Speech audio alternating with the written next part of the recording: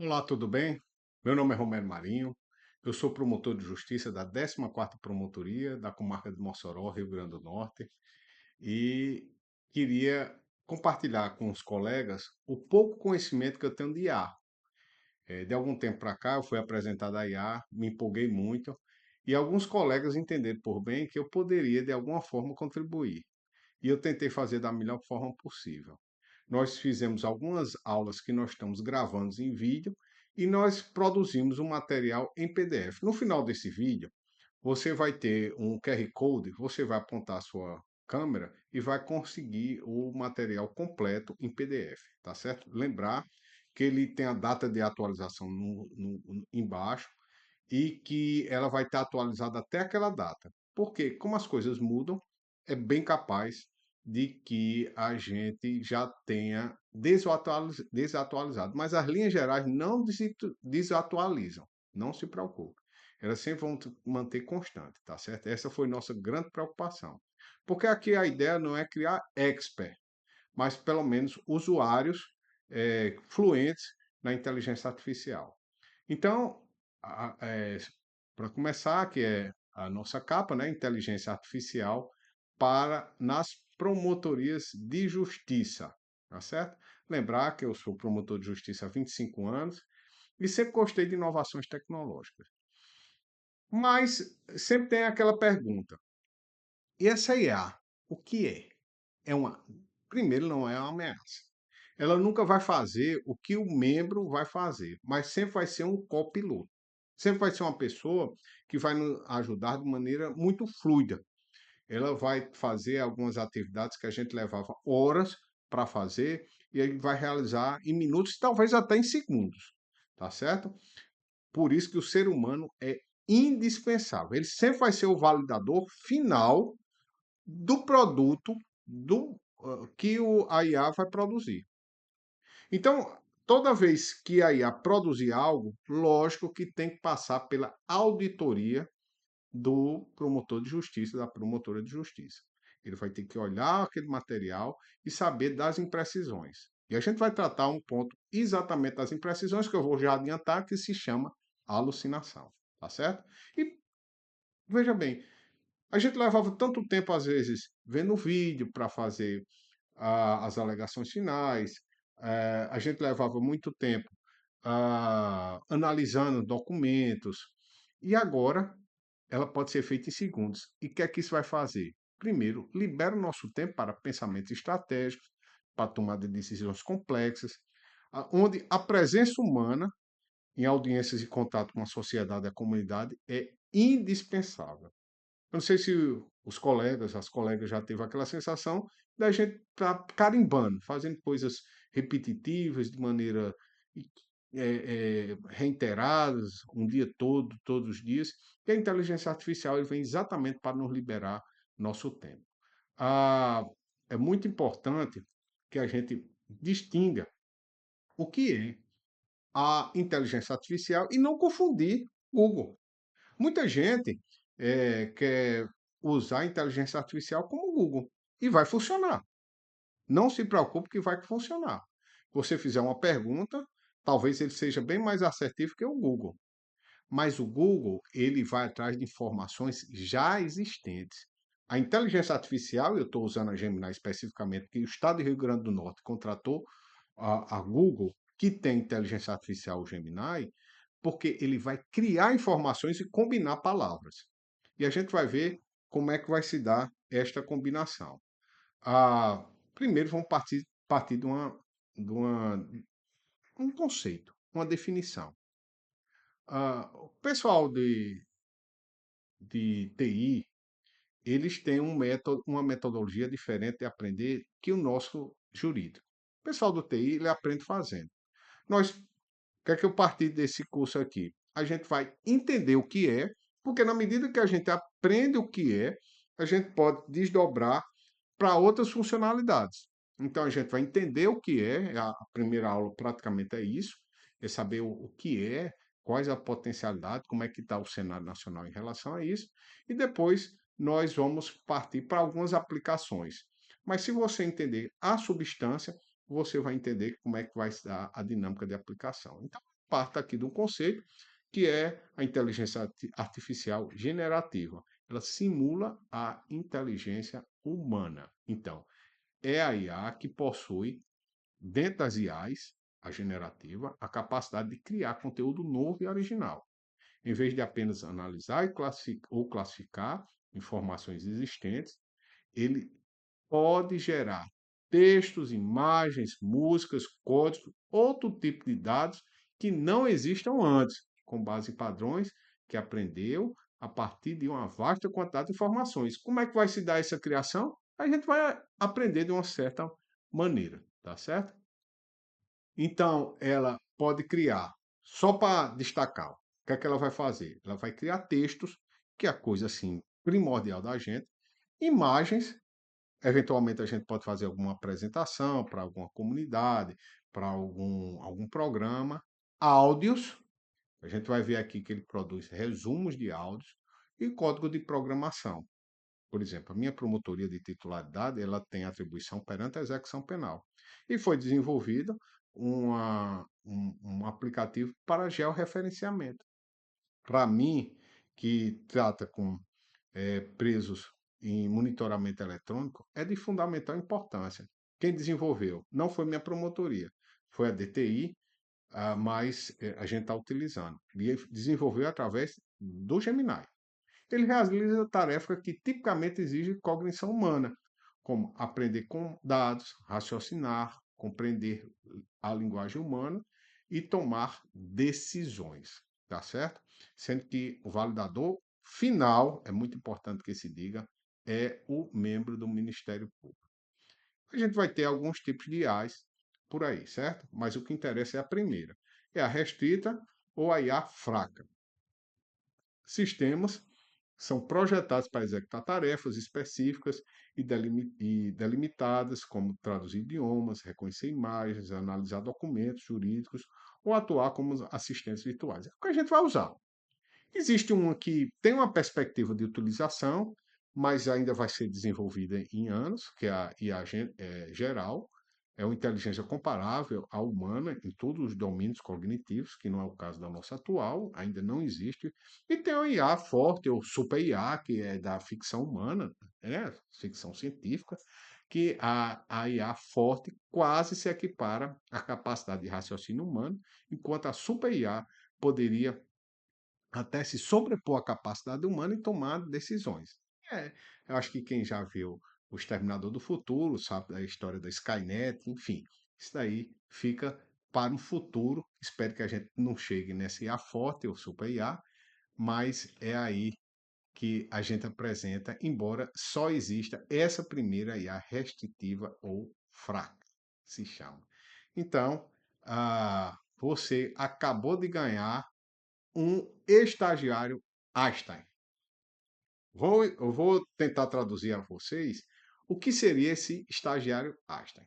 Você imagina que você recebeu na sua promotoria um pós-doutor em ciências sociais, uma pessoa que já leu todos os filósofos, já leu muita coisa de direito, já leu, mas ele não sabe o que você quer que ele faça. Ele simplesmente não sabe. Mas se você tiver paciência e souber dar as orientações corretas, e você vai ter, ele vai exercer todos os comandos que você quiser. Agora, tem que orientar de maneira correta. Por isso que nós vamos ter aqui uma parte específica para engenharia de prompts, que não esquisito prompts, nada mais do que comandos, certo? Então, esse estagiário tem a capacidade de leitura e escrita sobre-humana, é uma coisa assim, lê um processo em segundos, né? Necessita de orientação e precisa de supervisão humana atenta. Isso daí vocês vão ter de maneira reiterada. Esse nosso estagiário, ele não faz o trabalho final e nem pode. Você não pode copiar e colar, você não pode entregar para o judiciário ou para quem quer que seja o produto que ele entrega a gente. A gente tem que olhar e supervisionar. E a qualidade do seu trabalho é reflexo direto da qualidade das nossas instruções, que é o prompt, é o comando. Aprenda esse nome, prompt, para os que ainda não aprenderam. Existem algumas limitações. Então, limitações e necessidades. Então, não tem discernimento humano, ele não tem ética, ele não tem juízo de valor e não tem experiência de vida. Então, é comum, por exemplo, na minha promotoria, alguns apenados estar alguns dias de progredir e cometam uma pequena falta, embora seja classificado como falta grave, mas que não seria interessante retorná-lo para o sistema fechado. Ele está no sistema de monitoramento eletrônico semiaberto. Então, o discernimento humano diz: olha, vamos o seguinte, vamos advertir, vamos para frente. Ele é uma máquina, ele é 2 é igual a 4. Ele é bem cartesiano, tá certo? Ele tem um risco de alucinação. Acho que todo mundo já deve ter ouvido que ele cria jurisprudência, ele cria citações que não existem. Isso daí tem que fazer a checagem sempre, principalmente a parte da jurisprudência, ele alucina bastante, mas tem maneiras de você eh, evitar isso. Vamos ter também um momento específico para isso. A não compreensão inerente. Então, ele sempre vai ter uma absorção passiva de padrões. Ele vai entender como é que você se movimenta e você vai. Ele vai aprendendo com você e vai se movimentar a maneira de você escrever, a maneira de você desenvolver, a estrutura de você escrever. Eu estou falando de escrever especificamente porque é a expertise que nós precisamos aqui, tá certo? Para que a gente precisa de IA? Primeiro, a gente tem inquéritos cada dia mais volumosos, certo? Nossos inquéritos, seja civil público, seja penais, eles têm múltiplos investigados. Nós hoje estamos no meio de provas digitais. As promotorias hoje não têm mais papéis. Tudo é prova digital, seja ela PDF, seja ela vídeo, seja ela áudio, e ele vai analisar isso em segundos e uma precisão muito grande. E nós somos cobrados, principalmente depois da virtualização de todo o processo, da velocidade processual. Aumentou muito, muito o volume processual e, devido a essa facilidade, cada vez mais somos demandados. E não está se acompanhando o número de concursos e de entrada de novos membros na instituição. Então, nós precisamos potencializar nossas atividades, automatizar atividades repetitivas para liberar tempo para termos nossa margem de atuação e decisão, onde verdadeiramente a atuação humana ela é indispensável, certo? Olha, eu fiz aí essa figura porque nós estamos num ponto de inflexão histórica. Eu queria contar uma história para quem tá me assistindo aqui, que é o seguinte: no ano de 1994, a minha mãe adquiriu um computador, um 486.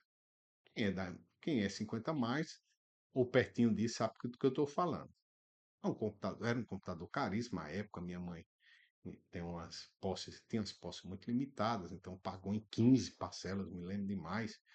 E eu estagiava nessa época, era estudante de Direito já, e eu estagiava no presídio penitenciário modelo do Roja, em João Pessoa. Embora hoje eu sou promotor no Potiguar, eu sou oriundo lá da Paraíba. E eu levei uma novidade assim fantástica para a penitenciária onde eu estagiava com os defensores públicos, que era uma petição escrita em computador. Até então eu fazia em máquina. E eu levei lá e eles ficaram admirados pela quantidade que eu fiz de um dia para o outro e pela própria aparência, né, estética. E eu me lembro demais que uma defensora pública, já antiga, na profissão e na vida também, ela pegou, olhou aquilo e disse: prefiro máquina de escrever que é mais rápido. Então hoje nós somos desafiados para acolher essa nova tecnologia. Por quê? Porque as demandas que nos chegam, elas nos chegam em escala industrial.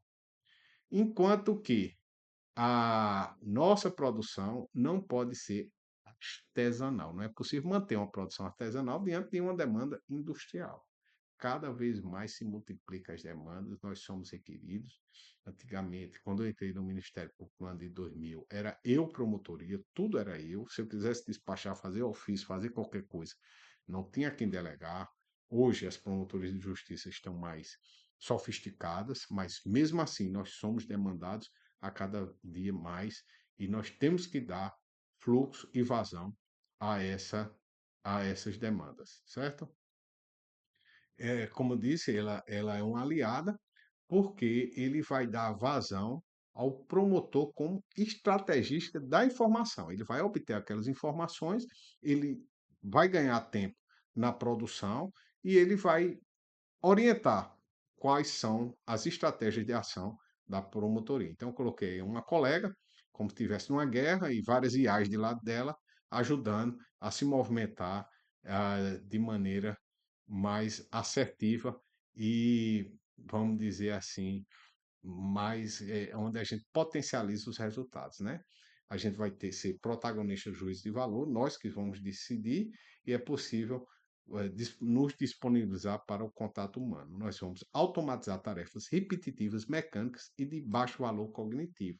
Uma produção de um parecer muito repetitivo, uma produção de um ofício, seja o que for.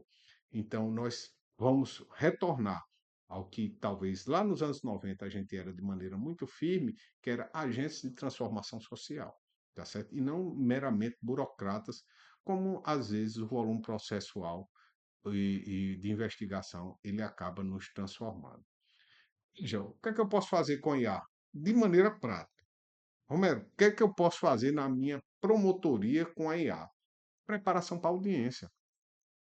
Hoje, a gente precisa conhecer o processo, não é raro nós assumirmos audiências que não é da nossa promotoria, o choque de pautas entre os colegas, por férias, substituições, enfim, ou respondência, dependendo do estado onde esteja sendo ouvido esse vídeo, e a gente não conhece o processo e a gente precisa preparar.